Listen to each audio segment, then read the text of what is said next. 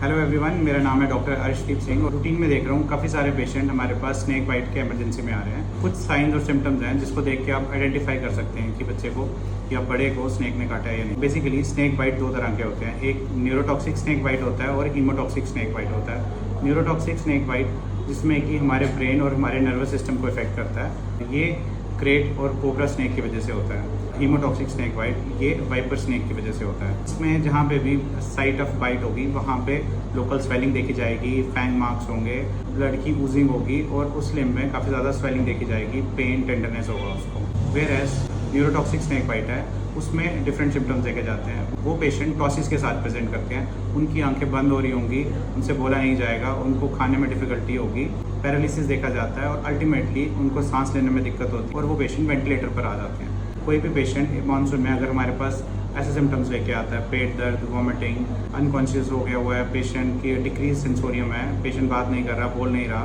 Movement नहीं कर रहा, तो वो एक स्नेक बाइट का केस हो सकता है। तो इस दौरान आपने इमीडिएटली अपने नियर बाय हॉस्पिटल में आपने जाके इमरजेंसी में रिपोर्ट करना है। और अगर किसी को कंफर्म है कि उसको स्नेक ने काटा है, उसने देखा है, उसने विटनेस किया है स्नेक बाइट को, तो आपको पैनिक नहीं करना, इमीडिएटली आपने इमरजेंसी में रिपोर्ट करना है। मोस्टली जो स्नेक बाइट्स होते हैं इसमें से 70% नॉन पॉइजनस स्नेक्स होते हैं और ये जो 30% पॉइजनस स्नेक होते हैं इनमें से भी इनकी 50% स्नेक्स जो ड्राई बाइट्स होती हैं, यानी कि पॉइजन इंजेक्ट नहीं हुआ होता है, टॉक्सिन इंजेक्ट नहीं हुआ होता है। कभी भी टाइम बर्बाद ना करें। आप अगर आपको आपने विटनेस किया स्नेक बाइट या फिर आपको सस्पेक्टेड है स्नेक बाइट है तो इमीडिएटली नियर बाय हॉस्पिटल में रिपोर्ट करें। सभी हॉस्पिटल्स में एंटी वेनम अवेलेबल होता है। अगर आप टाइमली पहुंच जाएं और आपको टाइमली मैनेजमेंट मिल जाए तो मोस्टली स्नेक बाइट में कोई भी फैटेलिटी या मोर्टेलिटी नहीं होती है। कुछ लोग अंधविश्वास या फिर झाड़ू फूक के चक्कर में टाइम बर्बाद करते हैं और हॉस्पिटल नहीं पहुँचते टाइम पर, जिस वजह से मोर्टेलिटी देखी जाती है। Thank you so much.